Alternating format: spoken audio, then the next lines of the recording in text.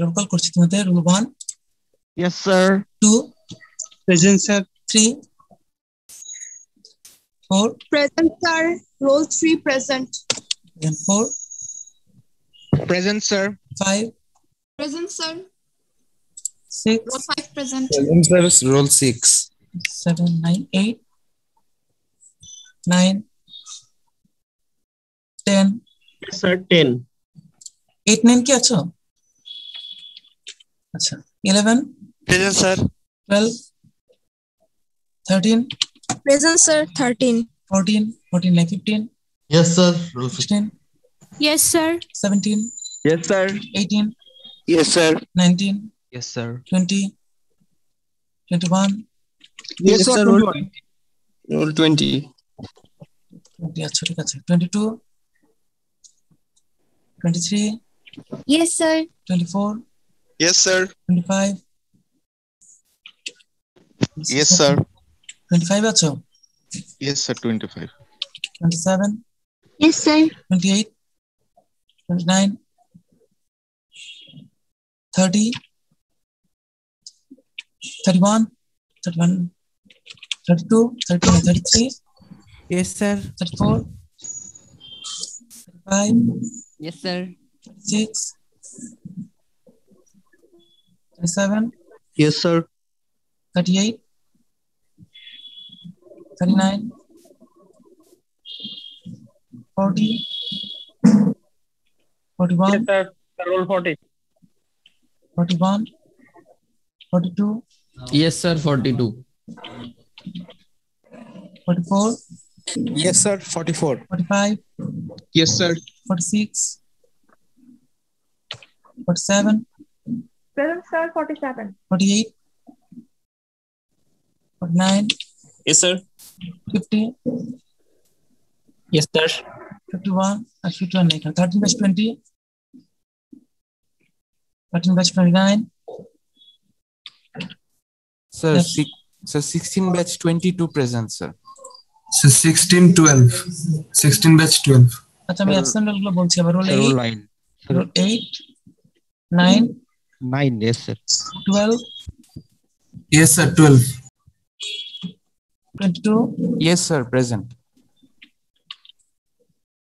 29, 30, 31, Sir, 31 present. okay, 34, 36, 38, 39, 41, 46, 48, 13/20, 13/29. Sir, roll 9.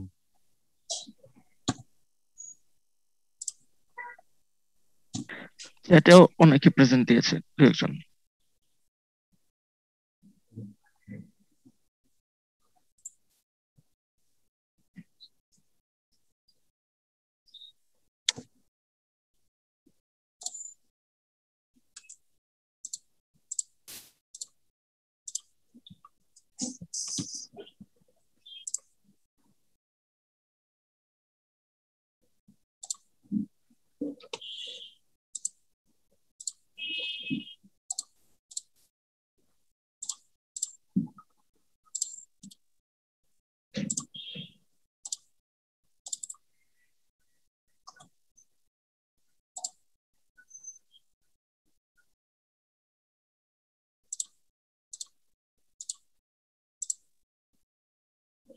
Recording in progress.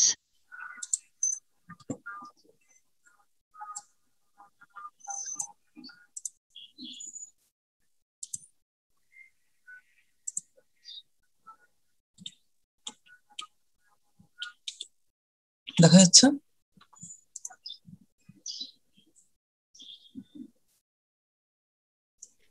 Sir screen দেখা যাচ্ছে? Slide?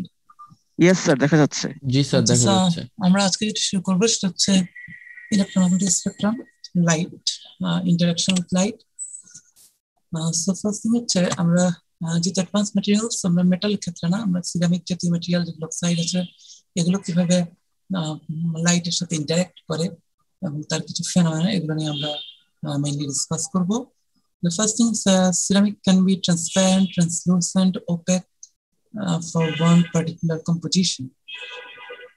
So that means যে একটা মেটালের মতো বিহেভিয়ার শো করছে না সিরামিক। যখন একটা স্পেসিফিক কম্পোজিশনে যাচ্ছ, সিরামিকের লাইটের সাথে যে ইন্টারেকশন সেটা টোটালি চেঞ্জ হয়ে যাচ্ছে। দ্যাট মিনস কোন একটা ডোপিং করা হলে বা কোন একটা কম্পোজিশন ভেরিয়েশন করা হলে তার স্ট্রাকচার, ইলেকট্রনিক স্ট্রাকচার বা ব্যান্ড স্ট্রাকচার এমন ভাবে চেঞ্জ হয় যে কারণে ম্যাটেরিয়াল কখনো ট্রান্সপারেন্ট থাকে, সেম ম্যাটেরিয়াল আবার ট্রান্সলুসেন্ট হয়ে যায়, আবার ওপেকও হতে পারে। একটা সিরামিকের যে কালার আসবে সেটা ট্রান্সপারেন্ট হোক বা ওপেক হোক অথবা ট্রান্সলুসেন্ট হোক, সে কালারটাও ডিপেন্ড করে তার পিউরিটির উপর। পিউরিটির উপর ডিপেন্ড করে, যে কোনো ডোপেন্ট বা এডিটিভ যখন অ্যাড করা হয় তার কালারটা চেঞ্জ হয়ে যায়, এবং এই চেঞ্জের রিজনটা হচ্ছে একই, যে কারণে ট্রান্সপারেন্সি বা ট্রান্সলুসেন্সি চেঞ্জ হয়। সেটা হচ্ছে interaction with the light with the electron or ion in the ceramic. সেই ইন্টারাকশনটা কিভাবে হয় সেটা আমরা দেখবো, এবং সেটা লাইটের কোন প্যারামিটারটাকে এফেক্ট করে যার কারণে এই চেঞ্জগুলো হয় সেটাও আমরা দেখবো।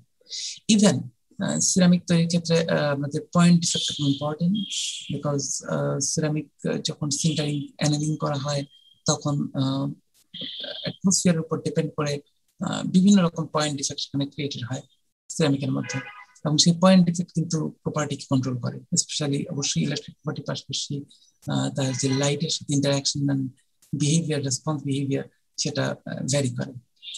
Ceramic can emit light in response to an electric field.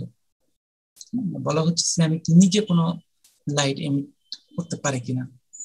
পারে, আমরা জানি যে লেজারও ইউজ করা হয় কারণ সিরামিককে।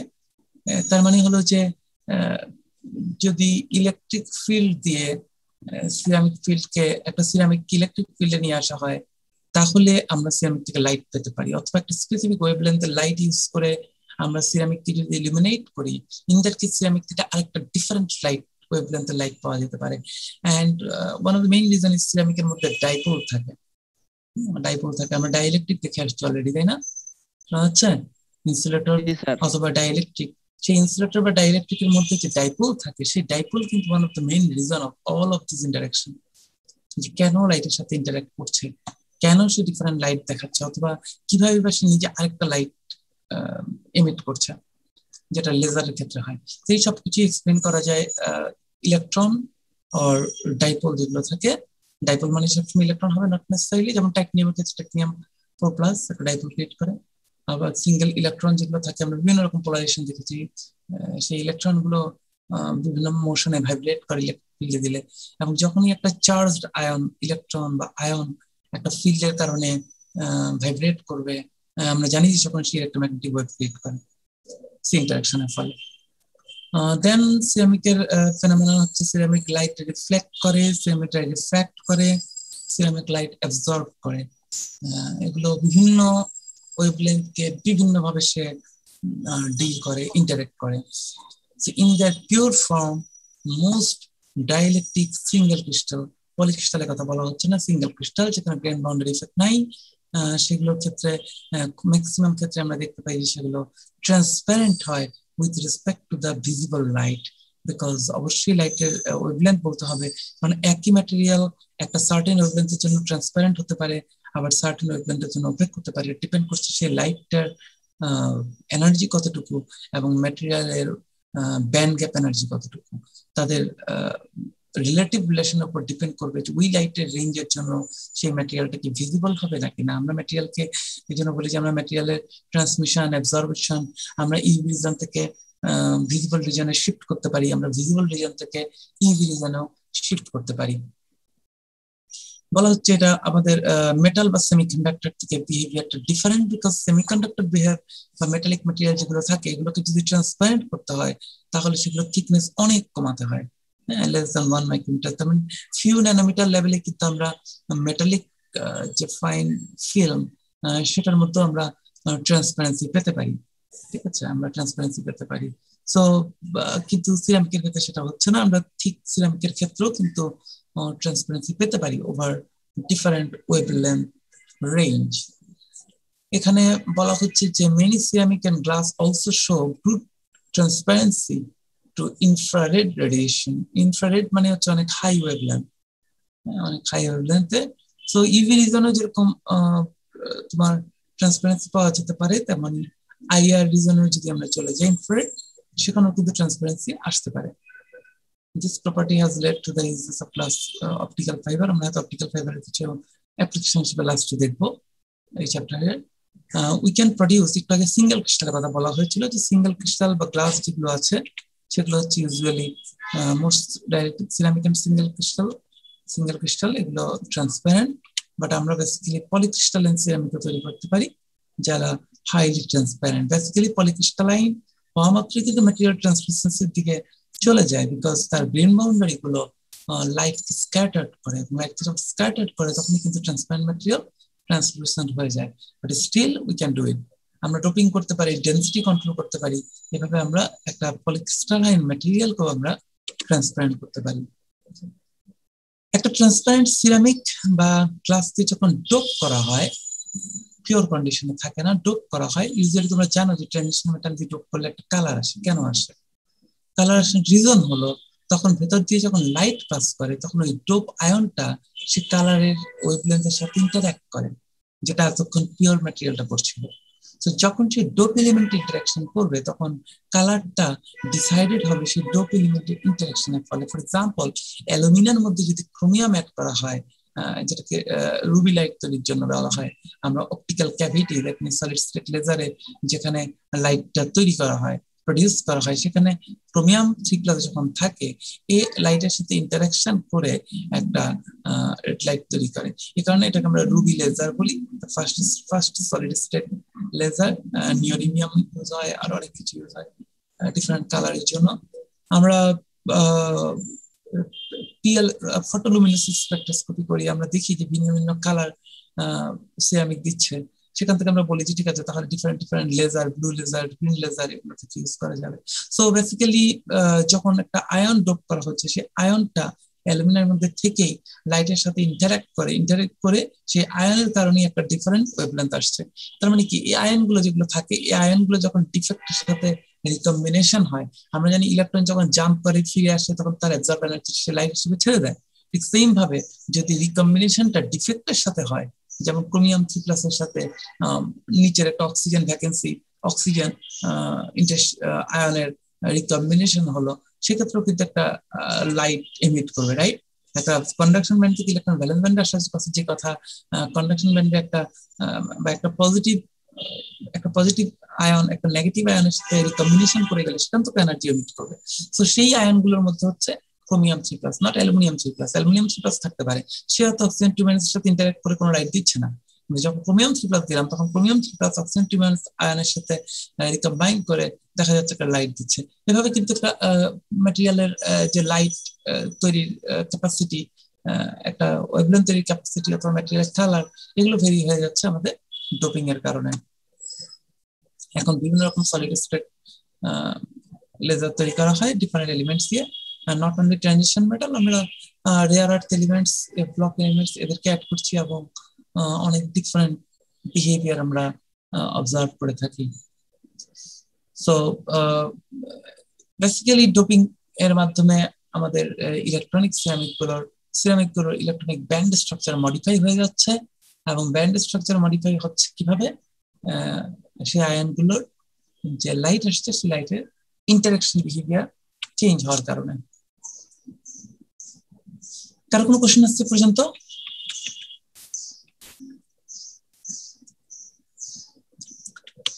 সো শুনতে পাচ্ছ তোমরা? জি স্যার, শুনতে পাচ্ছি।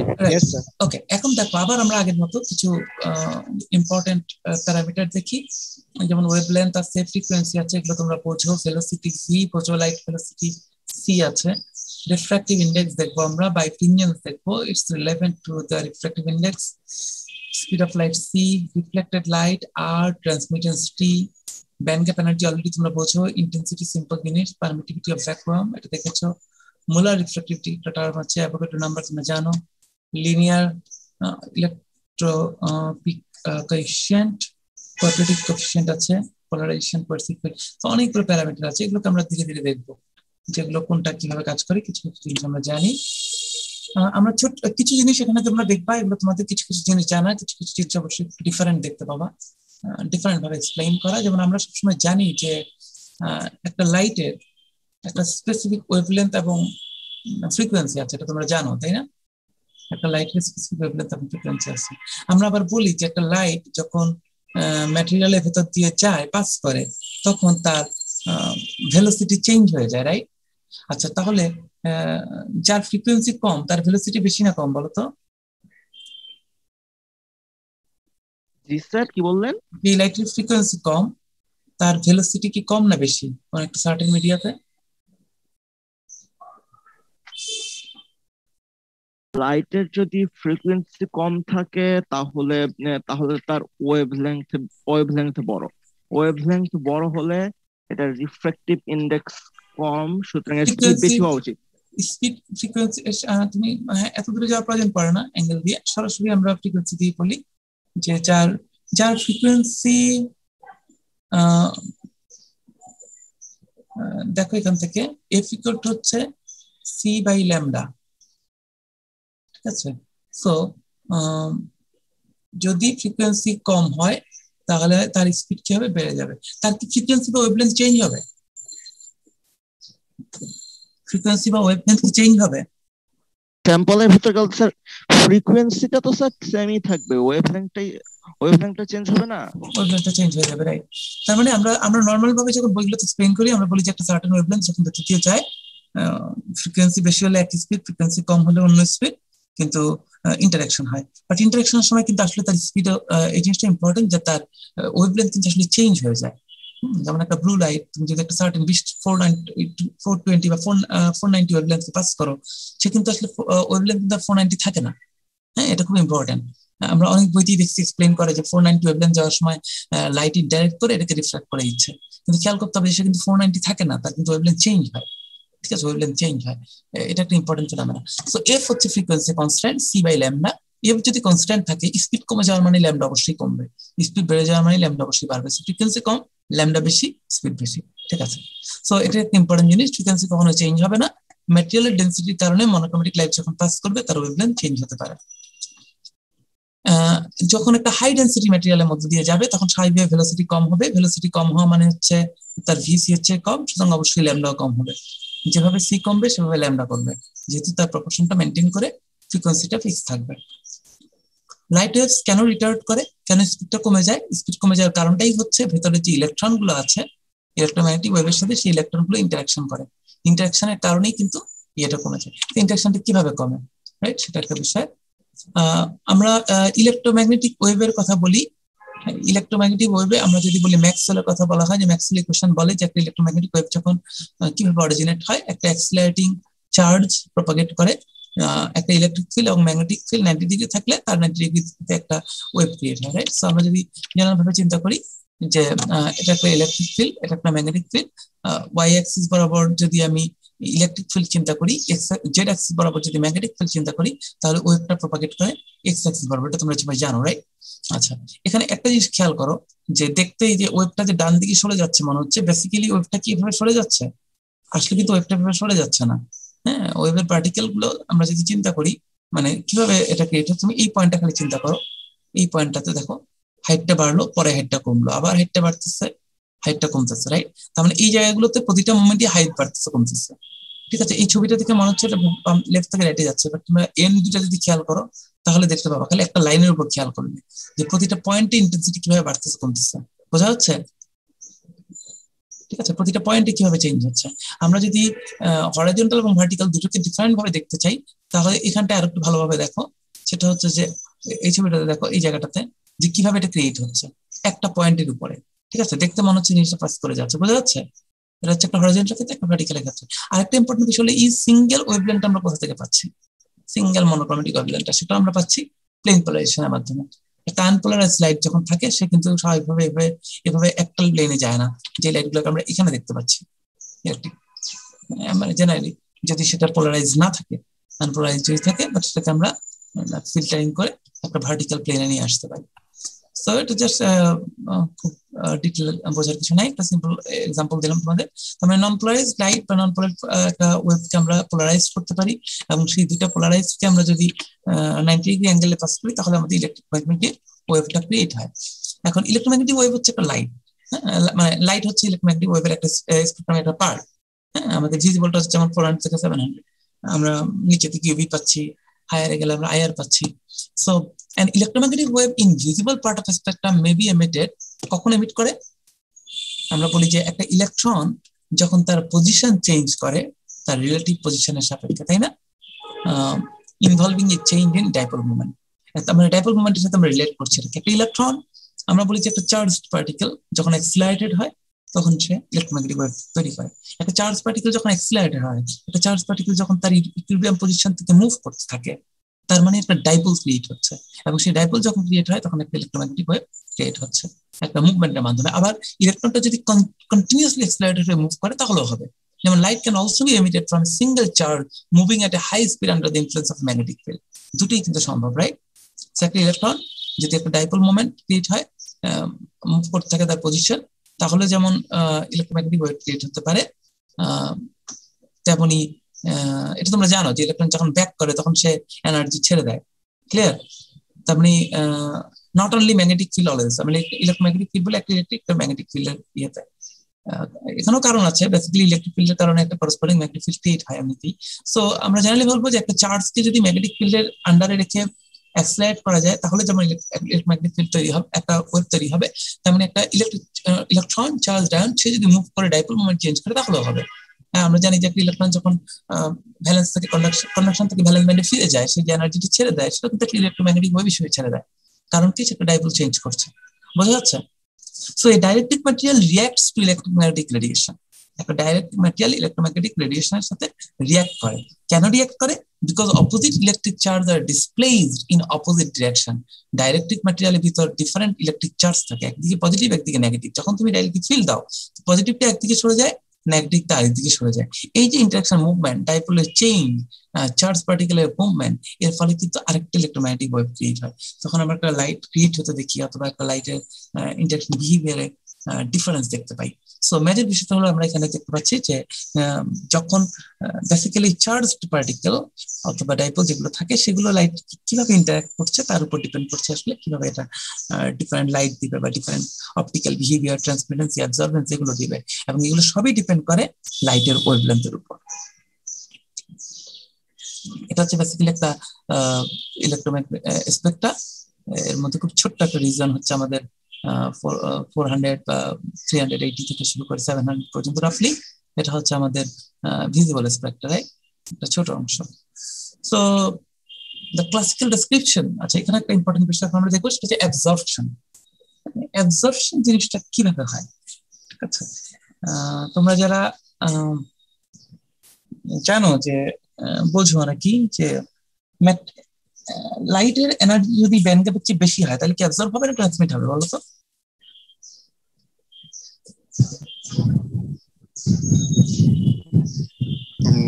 অ্যাবজর্ব হওয়ার কথা না স্যার? অ্যাবজর্ব হওয়ার কথা। এখন আমরা যখন ফিল্ম তৈরি করি, ধরো একটা জিঙ্ক অক্সাইড তৈরি করলাম বা একটা কপার অক্সাইড তৈরি করলাম, আমরা যদি দেখি যে তার এনার্জি ব্যান্ড গ্যাপ এনার্জির চেয়ে বেশি, এরপরেও কিন্তু ব্যান্ড গ্যাপ এনার্জির চেয়ে বেশি হলে তো অবশ্যই অ্যাবজর্ব হবে। যদি কম হয় তখনও কিন্তু আমরা ট্রান্সমিশন রিজিয়নও কিন্তু আমরা 100% ট্রান্সমিটেন্স পাই না, এবং সেই ট্রান্সমিটেন্স না পাওয়ার কারণে এই না যে শুধু রিফ্লেকশন বা স্ক্যাটারিং হচ্ছে, অ্যাবজর্পশন কিন্তু তখনও হয়, ঠিক আছে? তো বলো তো তাহলে এনার্জি বেশি হলে অ্যাবজর্পশন কেন হয় যদি লাইটের এনার্জি ব্যান্ড গ্যাপের চেয়ে বেশি হয়? কারণ স্যার ফোটনটা অ্যাবজর্ব হয়ে একটা ইলেকট্রন ট্রানজিশন হয়, ব্যালেন্স থেকে কন্ডাকশনে। তাহলে যদি ব্যান্ড গ্যাপের চেয়ে কম এনার্জি হয় তাহলে তার ট্রান্সমিশন পসিবল না, রাইট? তখনও কিন্তু অ্যাবজর্পশন হয়। এখানে আমরা বলছি অ্যাবজর্পশনে আসলে দুইটা মেকানিজম আছে।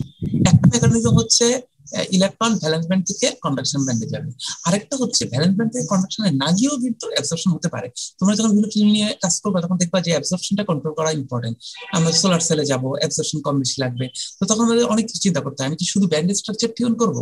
শুধু ব্যান্ডেজ স্ট্রাকচার টিউন না, তুমি কিভাবে সেখানে কিছু এলিমেন্ট ডোপ করছো, তার গ্রেইন বাউন্ডারি গুলো কিরকম হচ্ছে, পার্টিকেলের সারফেস কেমন হচ্ছে, মরফোলজি কেমন হচ্ছে, রাফ হচ্ছে কিনা। দেখবে রাফনেস কম বেশির সাথে ব্যান্ড গ্যাপ এফেক্টেড হয়, এটা সত্য কথা। কিন্তু যদি রাফনেস মানে একটা থিন ফিল্মের রাফনেস যদি চেঞ্জ হয়, ব্যান্ড গ্যাপ চেঞ্জ না হলেও অ্যাবজর্পশন চেঞ্জ হয়। বোঝা গেছে? হ্যাঁ, সো সেই অ্যাবজর্পশন চেঞ্জ হলে কিন্তু আমার সোলার সেলে বা অন্যান্য অ্যাপ্লিকেশনে প্রপার্টি পারফরমেন্স ডিফারেন্ট হয়। সো অ্যাবজর্পশনে আরেকটা মেকানিজম আছে, ব্যান্ড গ্যাপকে তুমি যদি টাচ নাও করো, সেটা হচ্ছে যে light excites vibrational and rotational vibrating mode in the dielectric material. ভেতরে যে ইলেকট্রন গুলো থাকে যেগুলো ভাইব্রেট করে, সেই ভাইব্রেশন দুইটা মোশন থাকে, একটা হচ্ছে সিম্পল ভাইব্রেশন, একটা হচ্ছে রোটেশনাল ভাইব্রেশন। যখন লাইট এনার্জি দেওয়া হয় তখন নট নেসেসারিলি যে ইলেকট্রন গুলো সবসময় জাম্প করবে, ইলেকট্রন গুলো যে সিম্পল ভাইব্রেশন হয় স্বাভাবিকভাবে আমরা সেটাকে মনে করি যে এনার্জি লস। হ্যাঁ, আমরা সেটাকে স্ক্যাটারিং বলি, বাট সেটা স্ক্যাটারিং না, scattering is different thing. But সেই অ্যাবজর্পশন হয়ে যাচ্ছে কিছু, তো সেখানেও আমরা অ্যাবজর্পশন একটা পোরশন পাই। সো এই টার্মটা এখন তোমাদের কোর্সের জন্য যতটা ইম্পর্টেন্ট, যারা এই জাতীয় রেলিভেন্ট রিসার্চ করো তাদের জন্য অনেক বেশি ইম্পর্টেন্ট। যে একটা ফিল্ম যখন তৈরি করছি, বোঝা যে কেন অ্যাবজর্পশন বেড়ে গেল। দুটো ম্যাটেরিয়াল তৈরি করলাম, দুটোর ব্যান্ড গ্যাপ ডিফারেন্ট, দুটোর ব্যান্ড গ্যাপ হচ্ছে একই ম্যাটেরিয়ালের ব্যান্ড গ্যাপ হচ্ছে কম, সরি ম্যাটেরিয়ালের ব্যান্ড গ্যাপ চেঞ্জ করলাম আমি লাইটের এনার্জির তুলনায়, বাট দুইজনের ক্ষেত্রে হয়তো আমার দুই ভাবে তৈরি করা ম্যাটেরিয়ালের ব্যান্ড গ্যাপই কম আছে, অ্যাবজর্পশন দেখা যাচ্ছে ডিফারেন্ট। কারণ অ্যাবজর্পশনে আরো মেকানিজম আছে, not only valence to conduction band, কি পরিমাণ ভাইব্রেশন হচ্ছে সেগুলোর উপর, কি পরিমাণ ইলেকট্রন এক্সপোজ হচ্ছে সারফেস রাফনেসের কারণে, তার উপরও কিন্তু অ্যাবজর্পশন ডিপেন্ড করতে পারে। আমরা অ্যাবজর্পশন একটা ইকুয়েশন তোমরা পড়েছো, ল্যাম্বার্টস ল ফিজিক্সে। ল্যাম্বার্টস লটা বলে যে ট্রান্সমিটেন্স, সরি আচ্ছা এটা এটা এটা এটা এটা থেকে আসছে, আচ্ছা অ্যাবজর্পশন কোএফিশিয়েন্ট থেকে আসছে, অসুবিধা নেই। আমরা ট্রান্সমিশনটা এখানে নিয়ে আসতেছি বিকজ একটা সার্টেন অংশ যখন অ্যাবজর্ব হয়ে যাবে তখন আমরা দেখি যে আই নট যদি ইনসিডেন্ট হয় তাহলে আই হচ্ছে ট্রান্সমিট, তাহলে আই বাই আই নট হচ্ছে টি, হ্যাঁ, equal to exponential minus beta X. এখান থেকে আমরা যেটা মেইনলি দেখতে পাই যে আই বাই আই নট হচ্ছে constant. I by I naught constant মানে হচ্ছে তুমি ইনসিডেন্ট ইন্টেন্সিটি যতই বাড়াবা তোমার এমিটেড ট্রান্সমিটেড ইন্টেন্সিটি ততই বাড়তে থাকবে। এর মানে হচ্ছে যে লাইটটা অ্যাবজর্ব হচ্ছে, সেই অ্যাবজর্পশনটা কিন্তু ইনসিডেন্ট লাইটের উপর ডিপেন্ড করে না। তুমি ইনসিডেন্ট লাইটের ইনটেন্সিটি বাড়াইছো বলে তোমার অ্যাবজর্পশন বেশি হবে না, এটা ঠিক না। অ্যাবজর্পশনটা তার ক্যারেক্টারিস্টিক, যতটুকু ইন্টেন্সিটি থাকুক না কেন সে অ্যাবজর্ব করবে, দ্যাট ইজ বিটা। বিটা হচ্ছে অ্যাবজর্পশন কোএফিশিয়েন্ট, ম্যাটেরিয়াল প্রপার্টি, ঠিক আছে। এবং কি পরিমাণ অ্যাবজর্ব হবে এটা ডিপেন্ড করছে সে কি পরিমাণ থিকনেসের উপর দিয়ে যাবে। সো ফিল্মের থিকনেস যদি কম বেশি হয় তাহলে কিন্তু আমাদের অ্যাবজর্পশন চেঞ্জ হয়ে যাবে। এই জন্য আমরা যারা কাজ করি এক্সপেরিমেন্টে আমরা এগুলো সব কন্ট্রোল করতে পারি না। এই জন্য আমরা অনেক সবসময় বলি যে তুমি যে 2-3টা প্যারামিটার নিয়ে কাজ করবা সেগুলো ছাড়া বাকিগুলো কনস্ট্যান্ট রাখতে হবে। তুমি ফিল্ম বানাচ্ছ, ফিল্ম যদি 200-300 ন্যানোমিটার থিকনেস ভ্যারি করে তাহলে তোমার অ্যাবজর্বেন্স এমনি ভ্যারি করে যাবে। তুমি হয়তো বলছো আমি এলিমেন্ট ডোপিং এর কারণে অ্যাবজর্পশন চেঞ্জ হচ্ছে, অথবা বলছো চ্যানেলিং টেম্পারেচার চেঞ্জের কারণে অ্যাবজর্পশন চেঞ্জ হচ্ছে, অথবা অ্যাবজর্পশন চেঞ্জ হয়ে যাচ্ছে তোমার এক্সচেঞ্জ হওয়ার কারণে, ঠিক আছে। সো এরকম অনেক বিষয় আছে যেটা আমরা সবগুলো যেই ভেরিয়েবল গুলোর উপর কাজ করি না এক্সপেরিমেন্টের সময় সেই ভেরিয়েবল গুলোকে আমরা ফিক্স রাখার চেষ্টা করি। সেখানে বিটা হচ্ছে একটা ম্যাটেরিয়াল কনস্ট্যান্ট, ম্যাটেরিয়াল কনস্ট্যান্ট। আমরা বলেছি এর আগে যে অ্যালুমিনিয়ামের মধ্যে যখন রুবিয়াম দেওয়া হচ্ছে, সরি ক্রোমিয়াম দেওয়া হচ্ছে, তার বিহেভিয়ার চেঞ্জ হয়ে যাচ্ছে। ক্রোমিয়াম কি করছে? ক্রোমিয়াম লাইটের সাথে ইন্টারঅ্যাকশন করছে। তার মানে কি? তার মানে হচ্ছে একটা ম্যাটেরিয়াল যেভাবে বিটা দিবে, একটা ম্যাটেরিয়ালকে ডোপ করলে তার বিটা ফিক্স থাকবে না, বোঝা যাচ্ছে? একটা ম্যাটেরিয়ালকে যখন ডোপ করবো তার বিটা সেম থাকবে না, কারণ ওই ডোপ করা এলিমেন্টটা এখন অ্যাবজর্পশন বিহেভিয়ার চেঞ্জ করে দিবে, এবং তুমি যত বেশি ডোপ করতে থাকবে তার অ্যাবজর্পশন বিহেভিয়ার তত চেঞ্জ হয়ে যাবে। Beta is constant for a specific composition, composition variation হয়ে গেলে কিন্তু বিটা চেঞ্জ হয়ে যাবে। Beta is a function of lambda. At the same time, beta dependent on composition. Composition change করলে beta change হয়ে যাবে। যদি সেম কম্পোজিশনে ডিফারেন্ট ওয়েভলেন্থের লাইট দাও, বিটা ডিফারেন্ট ভাবে ইন্টারঅ্যাক্ট করবে। সে এক এক ওয়েভলেন্থের লাইটকে এক এক ভাবে অ্যাবজর্ব করবে, সবগুলোকে কিন্তু সেম ভাবে অ্যাবজর্ব করবে না। আমরা বলছিলাম যে বিয়ার-ল্যাম্বার্ট ল যেটা বলে, বিয়ার-ল্যাম্বার্ট ল বলে যে বিটা ইসি দিয়ে রিপ্লেস হয়ে যাবে। ইসি বলতে কি বোঝায়? সি হচ্ছে কনসেন্ট্রেশন অফ অ্যাবজর্বিং আয়ন। তুমি যদি এখানে ক্রোমিয়াম দিয়ে ডোপ করো তখন যেই পরিমাণ ক্রোমিয়াম ডোপ করতে থাকবা তার কনসেন্ট্রেশন হচ্ছে সি, ঠিক আছে। আর এটা তো পারমিটিভিটি, সো ইসি যেটা সেটাই হবে তখন বিটার ভ্যালু। এপসাইলনটা তো absorption coefficient, molar absorption coefficient একটা। হ্যাঁ, এখানে তুমি ইয়ে করছি, ভুল করছি, দেখে নি এক মিনিট। এখানে আছে মনে হয় এটা কি পোলারাইজেশন কোএফিশিয়েন্ট না সাইড অন শুড বি এপসাইলনের পরিবর্তে অন্য কোনো সাইন এখানে ইউজ করতে হবে। এটা ইউজ করছে ওরা, ইউজ করছে। তারপর একটু থাকা, আমি শিওর হয়নি জিনিসটা।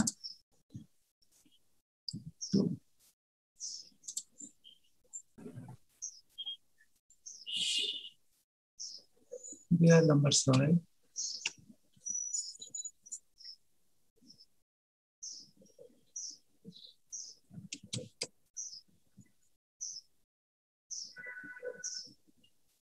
তুমি কি বলতে চাচ্ছ, এটা কি হবে এখানে? Polarization coefficient.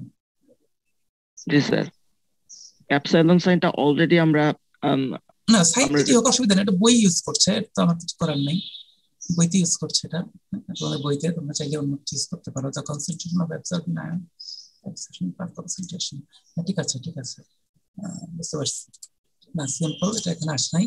হ্যাঁ এখানে এখানে এটা হলো তোমার এপসাইলনটা হচ্ছে পার ইউনিট কনসেন্ট্রেশনের জন্য absorption coefficient, per unit concentration, সেটাকে আমরা সি দিয়ে গুণ করছি। সিম্পল, বুঝা গেছে? এটা আগে আগে ছিল ডিরেক্ট অ্যাবসর্পশন কোএফিশিয়েন্ট, এখন হচ্ছে পার ইউনিট সি এর জন্য। তার মানে সি যত বাড়তে থাকবে অ্যাবসর্পশন কোএফিশিয়েন্ট বিটা তত বাড়বে। বলো ঠিক আছে, মানে সি যত বাড়বে পার ইউনিটের জন্য হচ্ছে এপসাইলন, এটাকে সি দিয়ে গুণ করলে ম্যাটেরিয়ালটা অ্যাবসর্পশন কোএফিশিয়েন্ট পাবা। সো এটা বোঝা যাচ্ছে আমাদের ওই শুরুর দিকে আমরা যেটা বলছিলাম যে একটা এলিমেন্টে ডোপ করলে কেন চেঞ্জ হয়ে যাচ্ছে লাইটের সাথে ইন্টারঅ্যাকশন, কারণ ওই এলিমেন্টটা ডিফারেন্ট ভাবে ইন্টারঅ্যাক্ট করছে এবং আমরা দেখছি যে ইন্টারঅ্যাকশনটা ডিপেন্ড করে তার ওয়েভলেন্থের উপর। সো একটা ডিফারেন্ট ম্যাটেরিয়াল যখন ডোপ করা হয় তখন বিটাটাও চেঞ্জ হয়ে যায়, বিটাটা চেঞ্জ হয়ে যায় ইসি দিয়ে, কারণ তখন ওই এলিমেন্টেই ইন্টারঅ্যাক্ট করছে ম্যাটেরিয়াল নিউ ওয়েভলেন্থের সাথে। আল্ট্রাভায়োলেট অ্যাবজর্পশন, এখানে যেটা বলা হচ্ছে এবার খেয়াল করো, ultraviolet absorption corresponding to electron transition, infrared absorption occur by elastic vibration. Ultraviolet মানে কি? অনেক লো এনার্জি, না অনেক লো ওয়েভলেন্থ, ঠিক আছে? লো ওয়েভলেন্থ মানে তার এনার্জি বেশি। এনার্জি যদি বেশি হয় এখানে ইলেকট্রন ভ্যালেন্স ব্যান্ড থেকে কন্ডাকশনে চলে যাবে। আবার আমরা যে ইনফ্রারেড চলে যাই, যার এনার্জি কম, সেখানে ইলেকট্রন যদি ভ্যালেন্স থেকে কন্ডাকশনে যেতে নাও পারে, ইন দ্যাট কেস সেখানে ইলাস্টিক ভাইব্রেশন হবে, ভাইব্রেশনাল মোড হবে। So absorption over wide range হতে পারে, ঠিক আছে? একটা ওয়াইড রেঞ্জে আমরা অ্যাবজর্পশন পেতে পারি। আমরা আরেকটা ফিনোমেননের কথা বলি, আমরা রিফ্র্যাকশনের কথা বলি। রিফ্র্যাকশন তোমরা জানো, ভেতর দিয়ে লাইট যাওয়ার সময় অ্যাঙ্গেল চেঞ্জ হয়ে যায়। এই রিফ্র্যাকশন ফিনোমেনা যেটা হচ্ছে, এটাকে আমরা ইউজুয়ালি ডিফাইন করি এইভাবে, তোমরা ইনসিডেন্ট অ্যাঙ্গেল এবং রিফ্লেক্টেড অ্যাঙ্গেল সাইন দিয়ে রেশিও দিয়ে দেখেছো, সেটাকেও সেম ভাবে বলা হয় যে reflection ইন্ডেক্সটা c/cm, velocity of light divided by velocity of light in the material. So obviously c is greater than cm, যে কারণে রিফ্লেকটিভ ইন্ডেক্সের ভ্যালু গ্রেটার দ্যান 1 হয়। বলা হচ্ছে নরমালি এয়ার এর জন্য এটা 1.003 এবং ডিফারেন্ট ম্যাটেরিয়ালের ক্ষেত্রে এটা মাছ হায়ার হতে পারে, it can be up to 3 for a very dense solid. তো যত বেশি সলিড হবে তার রিফ্লেকশন তত বেশি হবে, sin A by sin R তত বেশি হবে। আমরা জানি sin A by sin R মানে ইনসিডেন্ট অ্যাঙ্গেল এবং রিফ্লেক্টেড অ্যাঙ্গেল, যেটা তোমরা ইন্টারে করেছো এইচএসসি তে। সো সেই ডিফারেন্সটা বাড়তে থাকলে আমাদের রিফ্লেকটিভ ইন্ডেক্সটা বাড়তে থাকবে। রিফ্লেকটিভ ইন্ডেক্সের ক্ষেত্রে একটা ইম্পর্টেন্ট বিষয় যে রিফ্লেকটিভ ইন্ডেক্স সব কিছু একই রকম হবে, ইন্টারঅ্যাকশন যদি ল্যামডার উপর ডিপেন্ড করে। সো রিফ্লেকটিভ ইন্ডেক্স এনও কিন্তু একটা কম্পোজিশনের জন্য ফিক্স হতে পারে, যদি ডিপেন্ডস অন ল্যামডা। তার মানে ডিফারেন্ট ওয়েভলেন্থ দিলে স্বাভাবিকভাবে আমরা জানি, তাই না? আমরা জানি যে এক এক লাইট এক এক ভাবে রিফ্লেক্ট করে। আমরা দেখেছি যে একটা স্পেসিফিক হোয়াইট লাইটকে যখন পাস করা হয় তখন হোয়াইট লাইটটার কম্পোনেন্ট গুলো এক এক অ্যাঙ্গেলে দেখে যায়, ফলে আমরা একটা ব্যান্ড পাই, তাই না? রিফ্লেকশনের পর একটা ব্যান্ড পাই যেখানে কালার গুলো আলাদা হয়ে যায়। এর রিজন হলো ভেতরে যাওয়ার সময় আমাদের ওয়েভলেন্থটা ভ্যারি করে, হয় ডিফারেন্ট ভাবে রিফ্লেক্ট করে। সো রিফ্লেকটিভ ইন্ডেক্সটা ডিফারেন্ট হয়ে যায় এবং ল্যামডার সাথে যে চেঞ্জ হয়েছে এটাকে ডিসপারশন বলে, right? dn by d lambda। Car dispersion কেমন এটার উপর ডিপেন্ড করে যে কোনো ম্যাটেরিয়ালের, এক এক ম্যাটেরিয়াল কিন্তু এক এক রকম ডিসপারশন। তুমি একটা ম্যাটেরিয়ালের ভিতর দিয়ে হোয়াইট লাইট পাস করলা, হোয়াইট লাইট পাস করে মনে করো তুমি একটা ব্যান্ড পাইলা, ব্যান্ড পাওয়াটা তো বুঝতেছো সবাই, তাই না? হোয়াইট লাইট গেল, ওখানে ব্লু, গ্রিন, ভায়োলেট সব আলাদা হয়ে গেল। তোমরা জানো যে ভেতর দিয়ে যাওয়ার সময় ভিন্ন ভিন্ন ভাবে রিফ্লেক্ট হওয়ার কারণে আলাদা হয়। কতটুকু দূরত্বে আলাদা হবে এটা ডিপেন্ড করে কিন্তু এই ম্যাটেরিয়ালের উপর। এক এক ম্যাটেরিয়াল ল্যামডার সাপেক্ষে এনকে এক এক ভাবে চেঞ্জ করে, তো তার ডিসপারশনটা কম বেশি ডিফারেন্ট হতে পারে। তো একটা ম্যাটেরিয়াল তার জন্য স্পেসিফিক ফিক্সড যে সে তার ল্যাম্বডার সাথে কিভাবে অ্যান চেঞ্জ করবে, আর ভিন্ন ভিন্ন ম্যাটেরিয়াল হলে সে আবার ডিফারেন্ট ভাবে এই ডিসপারশন বিহেভিয়ার শো করতে পারে। কেউ হয়তো কম ডিসপারশন দিবে, কেউ বেশি দিবে। এটা ডিপেন্ড করছে ম্যাটেরিয়ালটা কত বেশি ডেন্স। যে বেশি ডেন্স সে তত বেশি ওয়াইড স্পেকট্রাম তৈরি করবে, ওয়াইড ব্যান্ড তৈরি করবে একটা হোয়াইট লাইট পাস করে গেলে। এই যে রিফ্লেকশন বিহেভিয়ার, এটাকে আমরা রিফ্লেকজেন্সও বলি। এখানে একটা ইম্পর্টেন্ট বিষয় আছে, কিছু কিছু ক্রিস্টালের ক্ষেত্রে দেখা যায়, কিছু কিছু ক্রিস্টালের ক্ষেত্রে আমরা দেখতে পাই যে তার একটা অ্যাক্সিসে রিফ্লেকশন অপর দুইটা অ্যাক্সিস থেকে ডিফারেন্ট। ইউজুয়ালি তিনটা অ্যাক্সিস না, একটা অ্যাক্সিসেরটা অপর দুইটা অ্যাক্সিস থেকে ডিফারেন্ট। তখন ওই একটা ইউনিক অ্যাক্সিসকে আমরা বলি অপটিক অ্যাক্সিস। অপটিক অ্যাক্সিস হচ্ছে কোনটা? মনে করো জেড অ্যাক্সিসটা, এই অ্যাক্সিসে মনে করো ডিফারেন্ট, আর এক্স আর ওয়াই তে রিফ্লেকশন সেম। এগুলোকে আমরা ব্রাইফ্রিঞ্জেন্স ক্রিস্টাল বলি। ব্রাইফ্রিঞ্জেন্স ক্রিস্টালের ক্ষেত্রে যেটা হয়, দুটো অ্যাক্সিস সেম থেকে থার্ড অ্যাক্সিসে ডিফারেন্ট থাকে। কেন হতে পারে এটা? স্বাভাবিকভাবে এটা আমরা পরে মেনশন করবো, দেখবা যে কিউবিকের ক্ষেত্রে হবে না, কিউবিক আইসোট্রপিক। হ্যাঁ, কিন্তু যখন আমরা টেট্রাগোনাল বা অর্থনৈতিকে যাই তখন এই জিনিসটা অর্থনৈতিক ক্ষেত্রে কিছু কমপ্লেক্সিটি আছে, বা কিউবিকের ক্ষেত্রে হবে না। কিউবিকে যখন যাবো তখন দেখা যায় একটা অ্যাক্সিস দিকে তার বিহেভিয়ার স্বাভাবিকভাবে চেঞ্জ হয়ে যায়, কিন্তু কিউবিক এটা হবে না। ঠিক আছে, সো এই দুই দিকে দুইটা এন পাওয়া যাবে, একটা পাওয়া যাবে অপটিক্যাল অ্যাক্সিস বরাবর, আর একটা পাওয়া যাবে অন্য অ্যাক্সিসে, সেটা ওয়াই বা জেড। এটা যদি জেড ধরি, এক্স বা ওয়াই যে কোনো অ্যাক্সিস হতে পারে, ওই দুটো সেম। এই N1 এবং N2 ডিফারেন্সটাকে বলা হয় বাইফ্রিঞ্জেন্স ডেল্টা এন। আমরা বলি যে NE মাইনাস NO। যেন খেয়াল করে NE কোনটা? NE হচ্ছে reflection of the light wave vibrating in a plane parallel to the optical axis. যখন অপটিক্যাল অ্যাক্সিস, যেটা আমি যদি জেড অ্যাক্সিস ধরি, অপটিক্যাল অ্যাক্সিসের প্যারালালে ভাইব্রেট করে যদি সে এক্স বা ওয়াই এক্সিসে যায় তাহলে সেটা হবে NE। আর যদি এক্স বা ওয়াই তে ভাইব্রেট করে অপটিক্যাল অ্যাক্সিস বরাবর প্রপাগেট করে তখন সেটাকে বলবো NO। স্বাভাবিকভাবেই আসে যে NE বড় নাকি NO বড়, কারণ যে কোনোটাই বড় হতে পারে, যে কোনোটা বড় হতে পারে। সো সে কারণে আমাদের NE মাইনাস NO এটা পজিটিভ অথবা নেগেটিভ যে কোনো কিছু হতে পারে। আমরা জানি না যে যে অ্যাক্সিসটা আমরা ইয়ে করছি সেই অ্যাক্সিসটা কিভাবে বিহেভ করবো অন্য দুটো অ্যাক্সিসে, but it can be different birefringent material. Birefringent material যারা মেইনলি গ্লাস নিয়ে কাজ করে, গ্লাসের অপটিক্যাল ক্যারেক্টারিস্টিক্স নিয়ে, তারা এই জাতীয় প্যারামিটার গুলো এক্সপেরিমেন্টালি মেজার করে। অবভিয়াসলি এগেইন ম্যাটেরিয়াল যদি আইসোট্রপিক হয় তাহলে কিন্তু আমাদের বাইফ্রিঞ্জেন্স আসবে না। বাইফ্রিঞ্জেন্স আসতে হলে ফার্স্টলি ম্যাটেরিয়ালকে অবশ্যই নন কিউবিক হতে হবে। লাস্ট ওয়ান হচ্ছে আমাদের রিফ্লেকশন। আমরা রিফ্লেকশন পদ্ধতি দেখবো, দুটো স্লাইড আছে। Amount of light that is reflected from the surface of material in the air, কতটুকু লাইট রিফ্লেক্ট করছে এটা কিন্তু ডিপেন্ড করে আসলে তাদের সেই রিফ্লেক্টর যে ইন্ডেক্স ছিল N, সেখান থেকে আমরা দেখতে পাই। দেখো বলা হচ্ছে যে দ্য ফ্র্যাকশন অফ লাইট যেটা রিফ্লেক্ট করবে একটা মিডিয়া 1 থেকে যদি 2 তে যায় লাইট, তাহলে N1 এবং N2 এর উপর ক্যালকুলেট করে আমরা বের করতে পারি কি পরিমাণ তার ইয়ে থাকা উচিত, রিফ্লেকশন থাকা উচিত। ঠিক আছে, যদি N1 N2 সেম হয়, দুটো মিডিয়াম যদি সেম হয় তাহলে রিফ্লেকশন হবে না। যদি দুটো মিডিয়ামের রিফ্লেকটিভ ইন্ডেক্স ডিফারেন্ট হয় তখনই লাইটটা যাওয়ার সময় রিফ্লেক্ট করবে।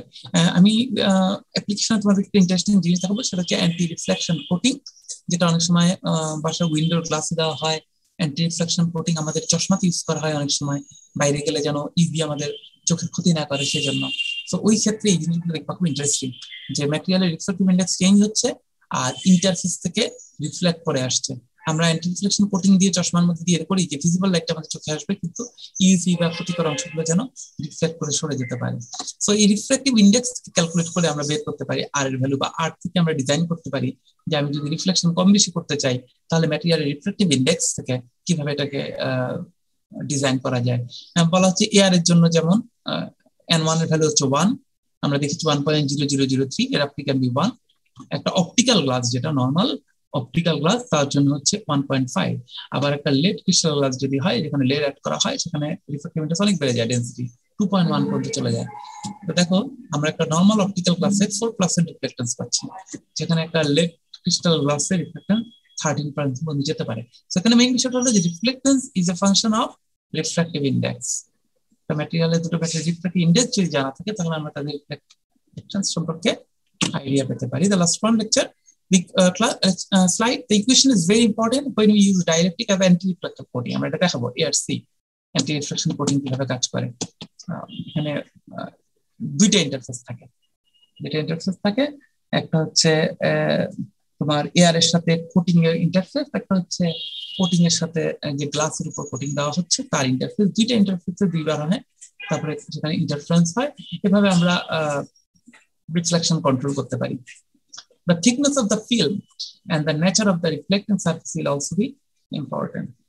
আমরা এর আগে বলেছি রিফ্লেকটিভ ইন্ডেক্স এর কথা, at the same time আমরা ম্যাটেরিয়ালের থিকনেস এর কথা বলছি, যে ম্যাটেরিয়ালের থিকনেস এর উপর ডিপেন্ড করবে। থিকনেস কিন্তু সরাসরি প্যারামিটারকে কন্ট্রোল করে না, এন এর ভ্যালু বা বিটার ভ্যালু, রাইট? ওটা ওয়েভলেন্থের উপর ডিপেন্ড করে। আমরা দেখেছিলাম যে থিকনেস এক্সট্রা বিটার সাথে মাল্টিপ্লাই হয়ে অ্যাবজর্পশনকে কন্ট্রোল করছিল, বিটা এক্স, মানে যত বেশি থিকনেস হবে তত বেশি অ্যাবজর্পশন, কিন্তু বিটা ছিল ম্যাটেরিয়াল ক্যারেক্টারিস্টিক্স। ঠিক সেম ভাবে এখানে আমাদের রিফ্লেকশনটা যদিও ম্যাটেরিয়ালের সাথে ফিক্স হয়ে যাচ্ছে n1 n2 দিয়ে, এট দ্য সেম টাইম তুমি যদি ম্যাটেরিয়ালটাকে অনেক থিক করতে থাকো স্বাভাবিকভাবে রিফ্লেকশন চেঞ্জ হয়ে যাবে। সো তার মানে আমরা একইভাবে বলতে পারি যে অ্যাবজর্বেন্স যেরকম বিটার উপর ডিপেন্ড করতে, সেম টাইম থিকনেসের উপর ডিপেন্ড করতো। রিফ্লেক্টেন্স যদিও ভেতর দিয়ে যাচ্ছে না, বাট স্বাভাবিকভাবেই থিকনেসের উপর ডিপেন্ড করছে অ্যাবজর্পশন এবং ট্রান্সমিটেন্স, এবং লাইটের total intensity is the sum of absorption, reflection and transmittance. Thickness যখন ভ্যারি করবে স্বাভাবিকভাবে ম্যাটেরিয়ালের রিফ্লেক্টেন্স কিন্তু ভ্যারি হবে। The nature of reflecting light also be important. Ceramic অ্যাপ্লিকেশনের বিভিন্ন নিউমেরাস অ্যাপ্লিকেশন আছে, সেগুলো আমরা অ্যাপ্লিকেশনে যখন যাব তখন দেখবো। সো আমরা আজকে মোটামুটি ইলেকট্রোম্যাগনেটিক ওয়েভের লাইট কিভাবে ইন্টারঅ্যাকশন করে ম্যাটেরিয়ালের সাথে সেগুলো কিছু দেখলাম, আর তিনটা ফেনোমেনা দেখলাম, অ্যাবজর্পশন, ট্রান্সমিশন, রিফ্লেক্টেন্স। আমরা নেক্সট ক্লাসে ম্যাটেরিয়ালের কালার সম্পর্কে দেখবো, কালার কিভাবে হয়, দেন আরো ট্রান্সপারেন্সি বা ট্রান্সলুসেন্সি, এগুলো নিয়ে আরেকটু ডিটেইল দেখবো। ঠিক আছে, আমি তোমাদের লেকচার কিন্তু লাস্ট ক্লাস পর্যন্ত দিয়ে দেওয়া হয়েছে, আজকে পর্যন্ত সিআরকে। আমি অ্যাবসেন্ট রোল গুলোকে আরেকবার বলি, যদি এরপরে কেউ এসে থাকো। রোল নাম্বার 29, 30 স্যার 30 এসেছে স্যার। 34 আছো? জি স্যার। 38? জি স্যার 38 আছে। 39? Yes sir, 39 present sir. Present. 41? Yes sir, 41 present. Present, okay. 46? 48? Yes sir, 48. Present. 13 batch, roll 20? 59? ঠিক আছে, thank you. Record